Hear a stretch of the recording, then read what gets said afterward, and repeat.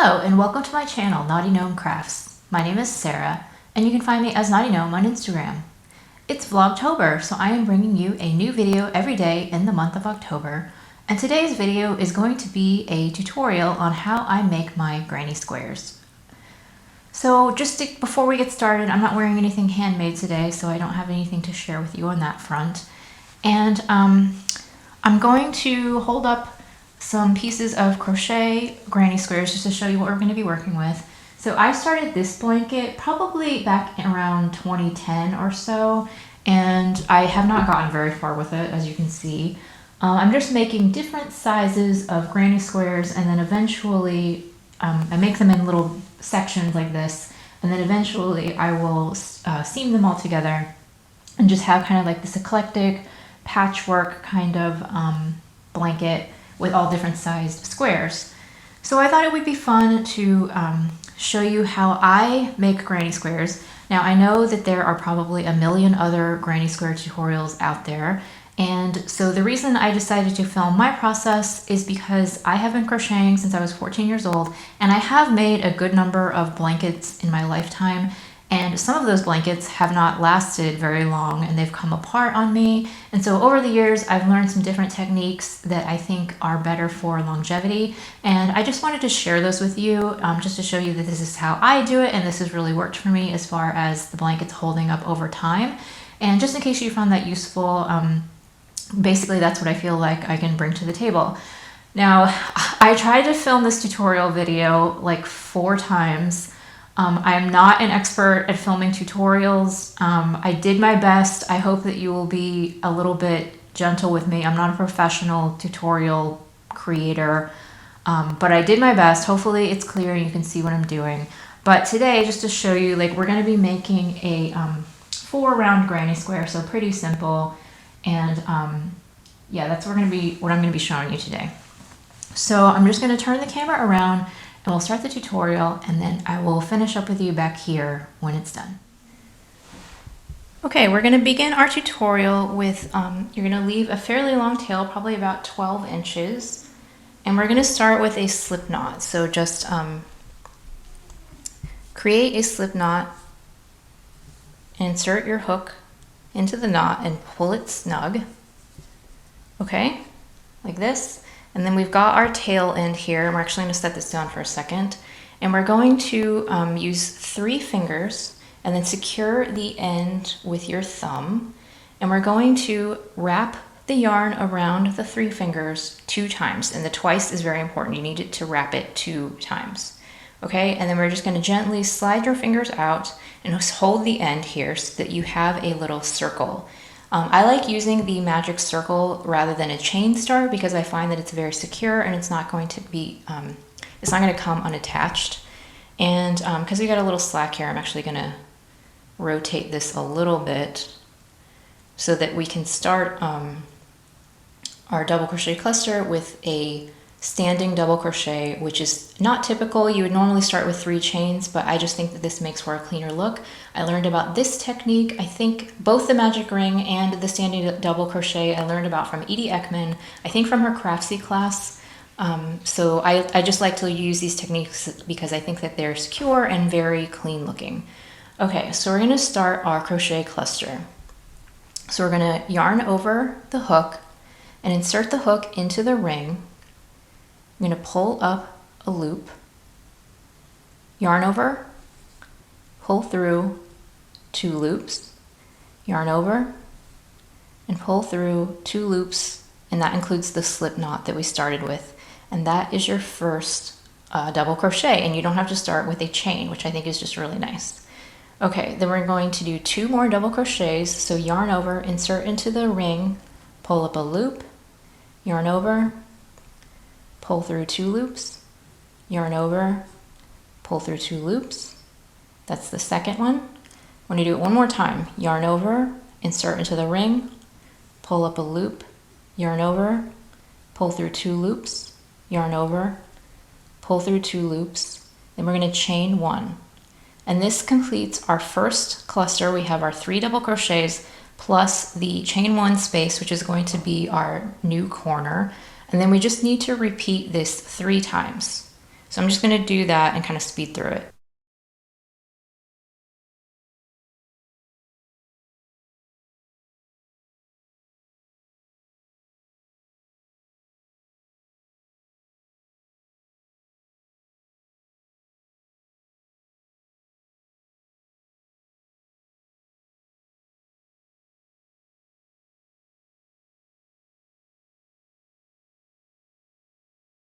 Okay, so now we have our 4 clusters here and we're ready to join it into a circle. So we have the loop on the hook, and then you're going to insert your hook from front to back through the first double crochet that we created, and then yarn over, pull through all of the loops so that it's joined. Then we're going to go ahead and cut the end here, leave about a decent amount, like 8 inches or so of tail. And then you're going to take the tail that you just cut, and we're going to yarn over and pull through that loop and pull the end out, and then you tightened it up. So you've got your first cluster.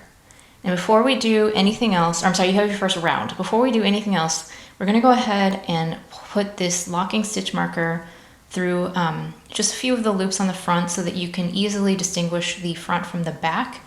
There is a subtle difference between the front and the back, and if over time, if you crochet a lot, you'll be able to visually tell the difference. But just if you're new and you're not sure, using a marker helps to say, okay, this is the front. So we're actually going to, in order to close up the ring, we're going to turn it over to the back side. Okay, so we've got our long tail here, and you want to very gently, don't yank it, pull this end until you can start to see the slack, so that you can see which one's moving and which end is not moving. Now you're going to stop there and kind of hold onto your tail so you don't lose it, and you're going to actually pull the tail that had the slack, not this loose one. You want to do the other one. So you pull on this end, make sure that you don't pull out the tail, but you're actually going to be pulling the other end. So you can see that start to close up that loose floppy bit there. So you're going to keep pulling it until the center closes. Now you have an option here that if you like the look of having a hole in the center, you can leave a hole.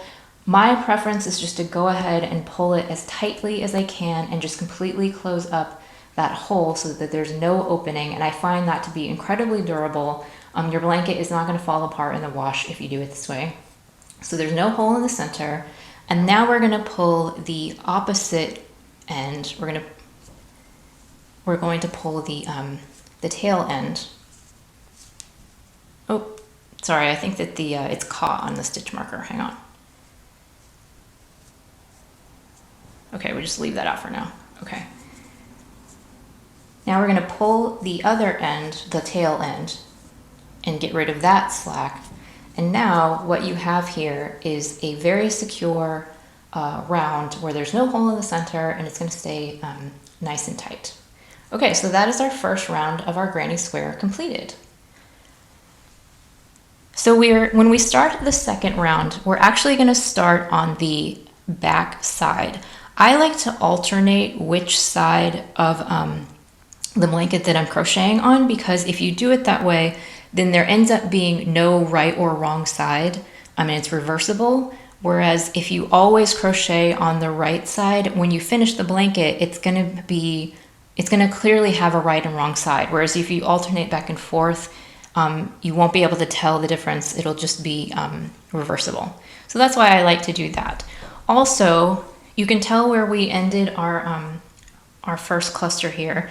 We're going to start our next round in a different corner. I like to alternate the corners where I begin my consecutive rounds, because what happens is if you always start in the same corner, then over time your corner can start to kind of bend and skew a little bit, and they won't be quite as square, and those corners won't be nice 45-degree angles. Whereas if you alternate what corner that you start in, it keeps the shape nice and square. So I always think it's a good idea to rotate the corners that you begin in. So even though I took out the marker, I can tell this is actually the right side. We're going to start on the wrong side. And this is the corner that we ended, and so we're going to begin in this corner. It doesn't really matter which one that you pick as long as it's like a different corner from where you ended. Okay, so we have our new yarn here, and we are once again going to start with a standing double crochet. So you want to leave about an 8-inch tail and start with a slip knot. Sorry, get this out of the way.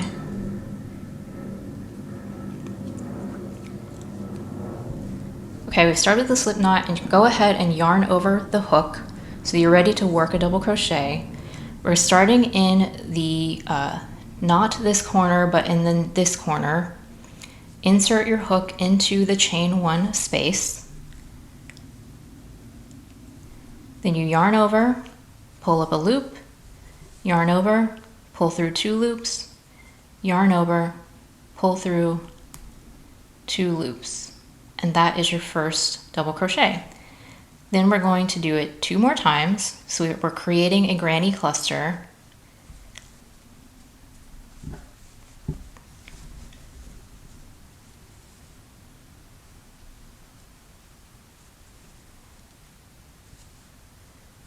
And then chain 1. Okay, so that's the start of our second round. And we're actually going to go ahead and skip over to this next chain 1 space in this corner over here. So you're going to yarn over the hook, go to this next corner, and create another granny cluster. So we're going to do 3 double crochets in a chain 1 space.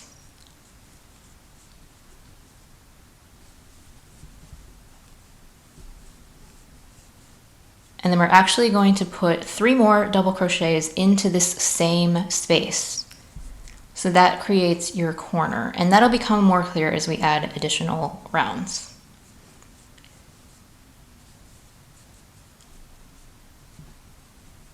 And then you chain 1, and now we're going to go to the next corner. So we're going to do the exact same thing, the 3 double crochet, chain 1, 3 double crochet, all in that one corner.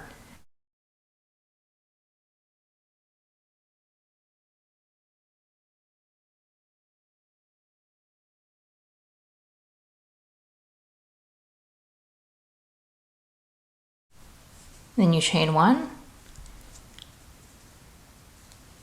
Sorry, I try to keep these tails out of the way. And then we're going to do the same thing in the next cluster.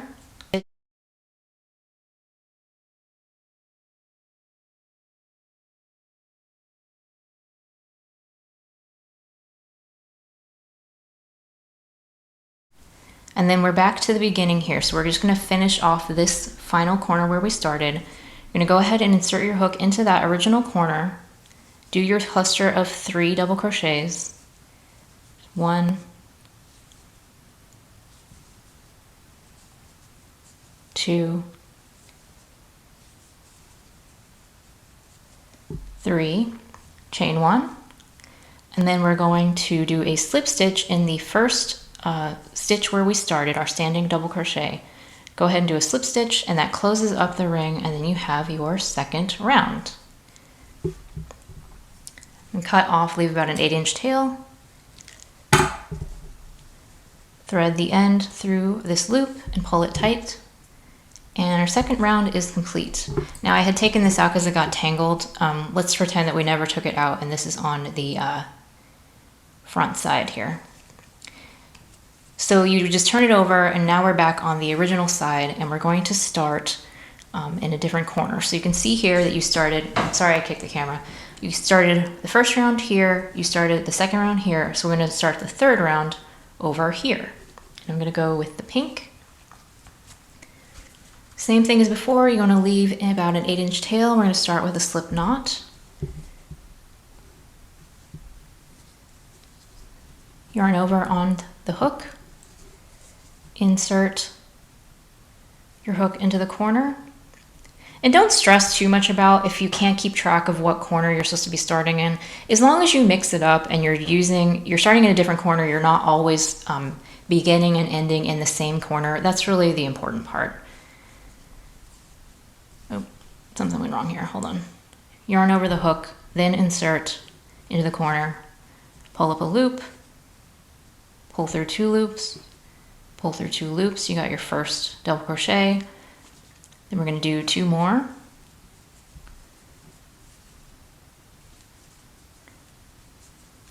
Chain 1. Now we have our first chain 1 space that's not in a corner. So you just insert your hook into that chain 1 space. You're going to do a cluster of 3. Just do a cluster of 3 double crochets in that chain 1 space, and then chain 1. And then you're to the next corner. So then you do your double cluster. So you've got your cluster of 3, chain 1, cluster of 3.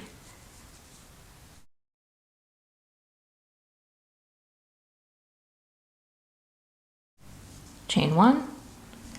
Now we're to our center space again, and you just do a cluster of 3 in that.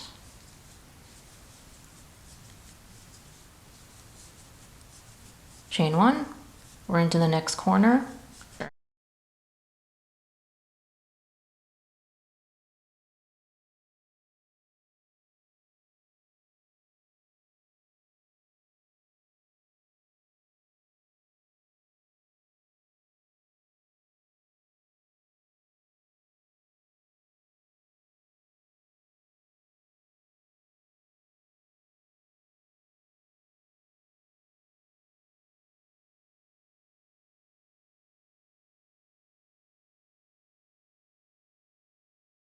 One. Now we're back to our original corner, and we're going to finish off this cluster. So you're going to do 3 double crochets,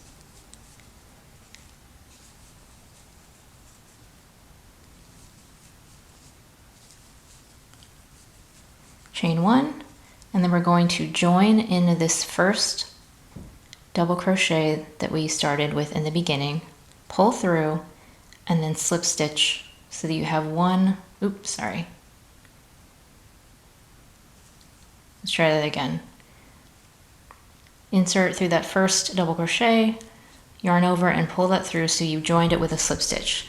Now, this is going to be slightly different because we're actually going to use the same yarn for the 4th round. I'm going to show you that when you use the same yarn, you need to do, the technique is a little bit different. So the first thing we're going to do is chain 3. This time you have to do the chains, you can't get around it.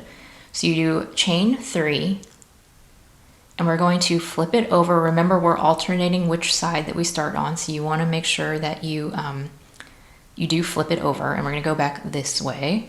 Obviously, because we're not cutting the yarn here, you can't start in a different corner, but as I stated, it really doesn't matter if you always start in a different corner as long as you do it most of the time. So okay, we got our chain 3 and we're ready to go back this direction. We're going to yarn over. We're going to insert our hook into the chain 1 space where we just closed, and we're going to do our cluster. So we've got a double crochet, and the chain 3 space counts as the first double crochet. So we've got 1, 2, we need 1 more. So we have 3. Sorry, this yarn is wanting to run away from me. Okay. Then we're going to chain 1. And now we have our, every time you create a new round, you end up adding additional chain 1 spaces before you get to the corner. And that's how it grows and gets bigger. So we're just going to do the the double crochet cluster of 3 in each chain 1 space and chain 1 in between.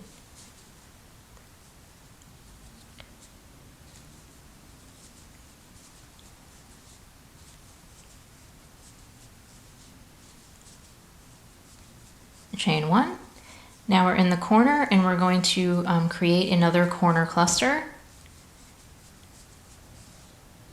This should be starting to feel familiar now. This is why I feel like granny squares are so incredibly popular, because you're really just doing the same process over and over again. And so it's very easy. Like once you get the hang of it, you can just, it's very simple to do, and you can make your squares as large or as small as you want. And all that combined with the ability to use up leftover yarns, I think is really, for me, that's the appeal of the granny square. So yeah, we're just going and putting in our DC clusters of 3 in the chain 1 spaces, and then in the corners we're doing our double clusters to create that corner space.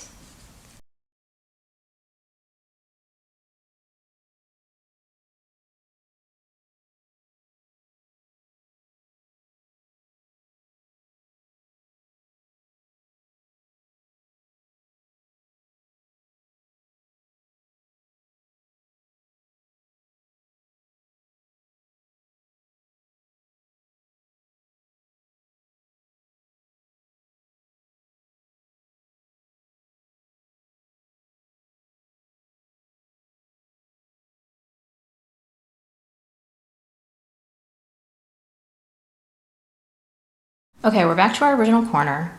So we're going to make our cluster of 3 in the first corner that we started in here.